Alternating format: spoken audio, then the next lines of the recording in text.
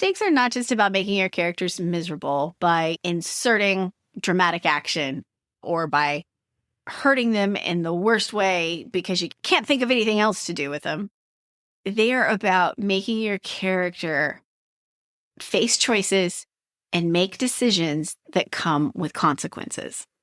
When readers can see what your protagonist stands to lose and who else in the story world has the potential to get hurt and what beliefs or values are on the line, they will invest because it matters. Welcome to the Write It Scared podcast.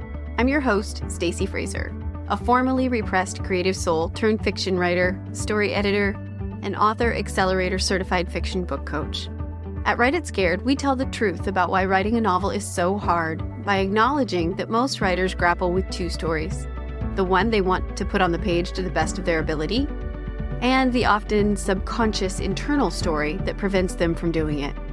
This show is designed to help you identify and rewrite the internal narrative holding you back while you discover and write the story you want to tell and learn all the tools to help you do that successfully. Join me each week for a new episode where we'll talk about writing to deepen our understanding of the craft and of ourselves as writers. Writing a novel is an inside job that we do not do alone. Welcome to Write It Scared. I'm glad you're here. Let's dive in. Hi, writer. Welcome back to the Write It Scared podcast. I'm your host, Stacy Fraser. Today is a solo show, and we're going to talk about a craft topic that is talked about a lot in the writing world, and that is stakes. What are they? Why do they matter? How do we create them? A while back in one of my group coaching cohorts, we were talking about how to set and raise story stakes, and we were all kind of laughing about how being mean to our characters can really feel like a struggle. And that conversation sparked a whole lot of great questions, which we're going to cover today. So what are stakes and why do they matter? To me, stakes equate to risk. They represent the risk the character is willing to take to get what they want. Now, if you look at that another way, you could also say that stakes are what the character stands to lose if they fail to reach their goal, and also what they stand to gain if they succeed. And the difference between the 2 points is the story. So it's about presenting the character with a dilemma that requires them to make a decision and the consequences they face because of that decision. But there is another side of stakes that I think we often forget to think about as writers, as creators, and that is the piece of reader connection. It doesn't really matter if you put a fictional character in a precarious situation unless the reader can connect with them or feel with them or feel for them. So we're going to talk about how to do that today. So yes, stakes are about risk. They are about consequence of action or inaction, but they are also about finding that human element that readers connect with. And that stems from understanding character motivation and learning how to express it on the page. So today we're going to look at how to create stakes and connection in your story and how to pressure test those stakes to make sure that they're enough to keep your readers engaged. So building stakes in your story.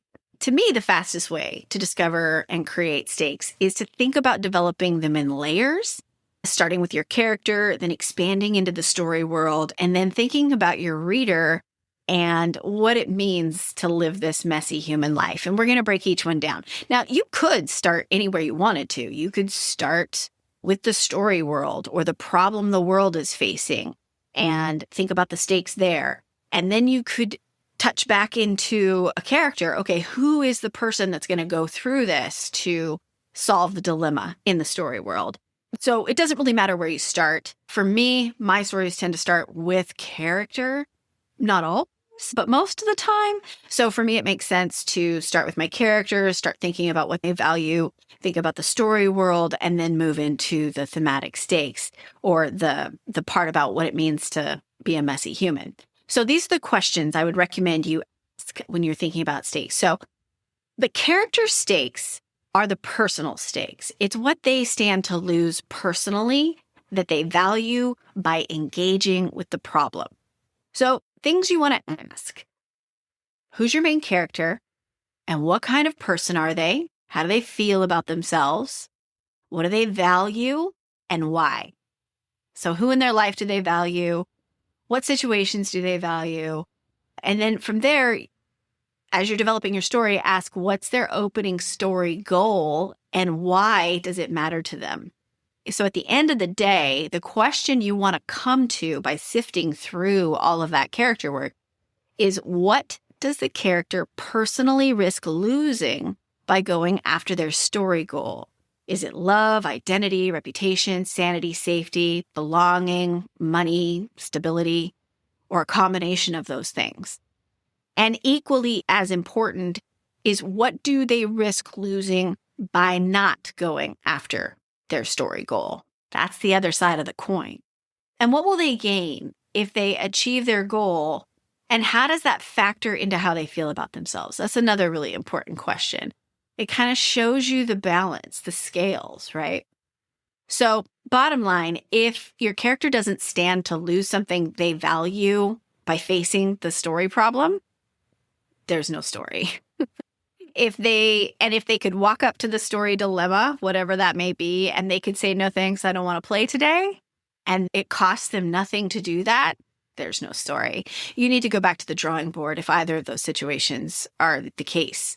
So if you know what matters to your characters and you put that on the line, then you have captured their personal stakes and you understand their motivation, why they're attached to those things, and that you can convey to your reader through your narrative. So let me give you an example of personal stakes in a story. This is pretty obvious, but we'll just do an example just to break it down. I'm going to use Katniss from the Hunger Games. You know I use it a lot, but that's because a lot of people have read the book, or they've seen it, or they understand the premise.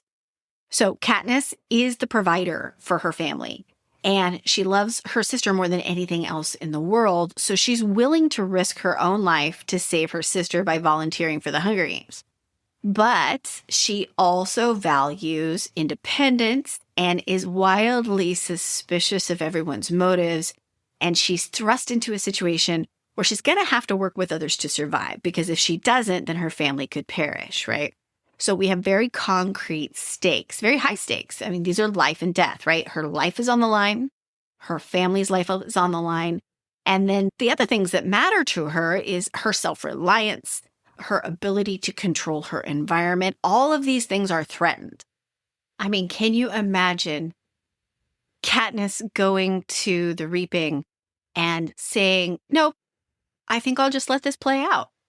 No, of course you can't, because you had been introduced to her into what she values, into her belief systems, into the constitution she holds as a human. So there's no way she would have said no. So what that story did was put this character between a rock and a hard place. She was damned if she did, and she was damned if she didn't. And that is an excellent place to position your characters. That's what I mean when I say make them make hard choices that have cost and consequences. So let's talk about building stakes for the story world. This could also be considered the public stakes or the relationship stakes. Now, keep in mind that a story world can be a physical place. It could be a community, a culture, a society, or it could even be like a tangled web of family dynamics. So things to ask to kind of get to the idea of who else could be hurt in this story are questions like, how does the conflict your character faces affect the world around them? And to answer that question, you need to know where your character lives and what the vibe is like there, what your character's role is in the story world. Is there a leader in the story world, and what do they want? What are they afraid to lose, and why? What does the community or society value as a whole? What are the social, political, economic, environmental concerns of this place? And just generally, what's the worst thing that could happen to this community in their eyes? It may not be true, but in their eyes, what's the worst thing that could happen? So if you know what matters to your story world, whether that be a community, a society, or family dynamics, and you threaten those things, then you have created public stakes. Now, obviously, not every story is going to lend itself perfectly to having both high personal stakes and high public stakes. But if you can bake public stakes in there and it makes sense, then definitely do it. So, for example, we're going to use Lord of the Rings, we're going to use Frodo's quest to demonstrate public stakes and relationship stakes. So, Frodo's quest to destroy the ring is not just about him, right? The fate of Middle-earth rests on his ability to do this. So that's a big deal. These are big story stakes, life and death, world as we know it is over. So the conflict is very global and it is personal, and it becomes more and more and more personal as the story continues. Because what does Frodo value? Well, he values his friendship with Samwise. He values his home. He values being truthful and honest. And those things come under threat as the story progresses, as the ring tries to take more away from Frodo's integrity. And plus, this guy's just a cute little endearing hobbit, and we don't want to see him get harmed, right? So there's that. Finally, we'll talk about the third leg of stakes. This is the moral stakes, or stakes that are attached to the story's theme. So to get there, you want to ask, is there a moral truth or belief or worldview that is on the line in your story? Is your story poking at something that speaks to the human experience of just living a messy life? If you know what human issues you care about, likely your reader cares about them too. And if you are testing those, then those are thematic stakes. So for example, in Breaking Bad, Walter White is this guy who's got some low self-esteem issues, and he's really prideful. And as the series progresses, we see that he begins to believe that becoming more and more powerful is the most important thing, and that becomes the thing that destroys him. So the idea here is that power can corrupt those who are vulnerable. And that is an idea that is baked into a lot of stories. You can see it in Frodo's quest with the ring. You can see it in Harry Potter. So again, if you know what human issues you care about, likely your reader cares about them too. So how do you know if your story stakes are enough? There's two key questions that will help you decide if you've baked enough stakes in to make your story compelling. Neither one of these questions is very comfortable, but they are both necessary to ask.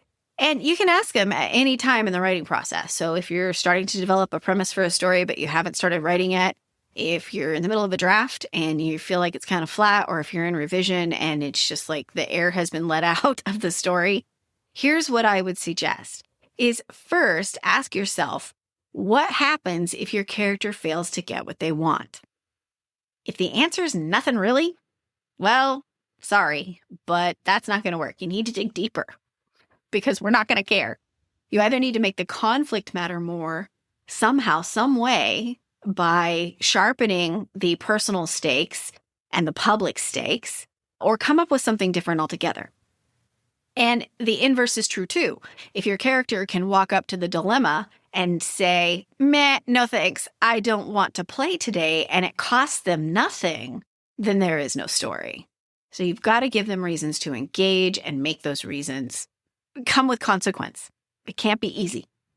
So the second question to ask is, okay, if your character does stand to lose something important, why should that loss matter to the reader? Now, this is way harder to me. It does tie directly into your story's personal and moral or thematic stakes. But here's the assurance I would give you. If your character cares about something deeply and you show the reader why through the narrative, that emotion is going to direct the reader's attention and energy. And as readers, we're going to invest because our characters are invested. So especially if you've made your character interesting or likable or empathetically relatable in some way. So how do you do that? Well, you put their guts on the page. You show us their messy inner workings. You show us what confuses them or what fires them up and the why behind that. That is the emotional context. And that is what makes readers care. And when it comes to thematic stakes, remember, every story is really saying something about the human condition, even if you're not writing about humans. And for you, that theme usually comes in some part from why you're writing the story in the first place, from what you value and you believe, what you're exploring or still trying to figure out. And you may not recognize your story's deeper meaning like in early drafts, but if you step back and ask, what is the story offering about the complexities of being alive? That's where you will find your answer.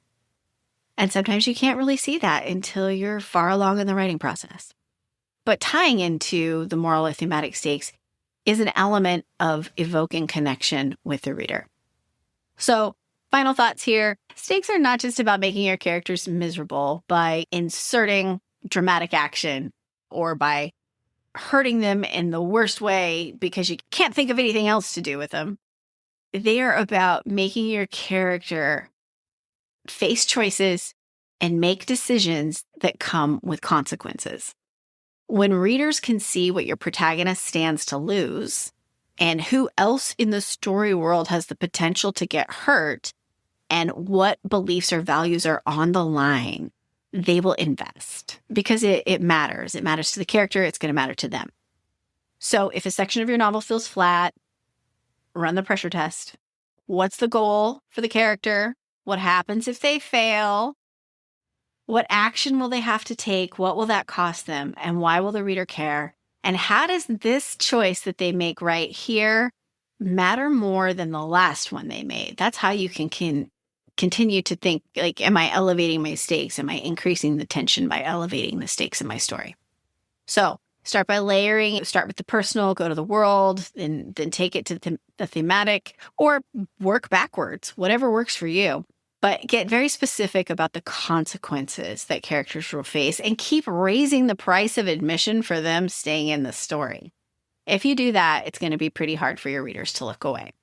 Thank you for your time today. I also put this in a blog post with 2 examples of stories with low stakes and how I switched them up to make them more compelling. So if you want to take a look at that, I will put the link in the show notes. Have a great day. Thanks for being here.